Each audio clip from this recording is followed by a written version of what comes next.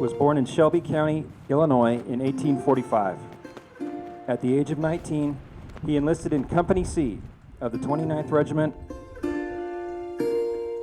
He mustered out of service on November 6, 1865 at Brownsville, Texas, due to the end of the war. He arrived in Ellensburg with his friend, an Irish-American merchant. In his obituary, it was stated, he was an amiable, honest man and had the respect of all who knew him. For a man who lived such a remarkable life, Frank M. Henson had an unremarkable burial. For more than 100 years, the Civil War veteran lie here. Yes, right there. Not much to see. But maybe if you clear back the grass a bit, well, that's better. But still, hardly fit for a war hero. Initially, nothing was visible. Grass had overgrown the temporary marker, and next to it were two other temporary markers for other Civil War veterans who had been also forgotten by time. Sadie Thayer is director of the Kittitas County Historical Museum. On a windy day in Ellensburg, she came to help give three men, forgotten by time, a burial that was long overdue.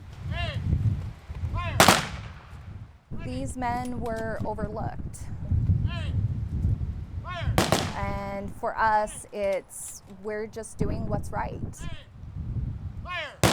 Civil War veterans Frank M. Henson, Frederick A. Stevens, and James N. Ferguson, given new headstones and military honors, watching on veterans of other, more modern American wars. I was on the USS Enterprise.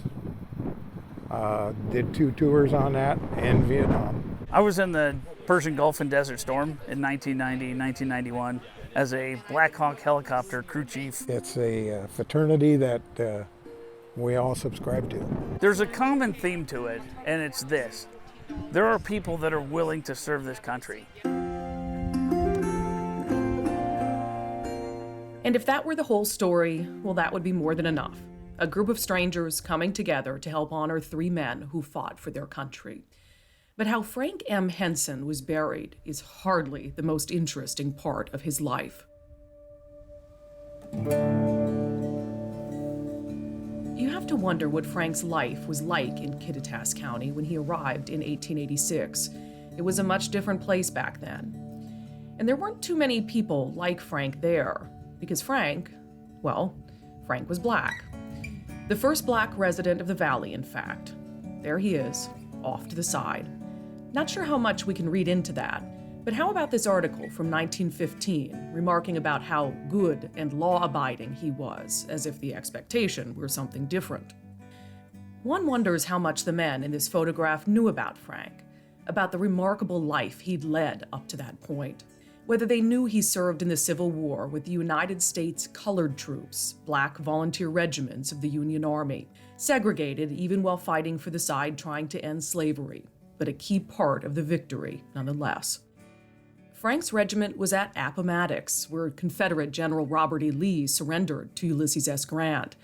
His regiment was also among those in Galveston, Texas on June 19, 1865, when the last of the slaves were told they were free, forever known as Juneteenth. He mustered out of service on November 6, 1865 at Brownsville, Texas, due to the end of the war. He moved here, settled, lived his life, and then passed away in 1917. Passed away and wound up in that forgotten spot, even his name spelled wrong. His life of service, his role in history, forgotten by time. Until now.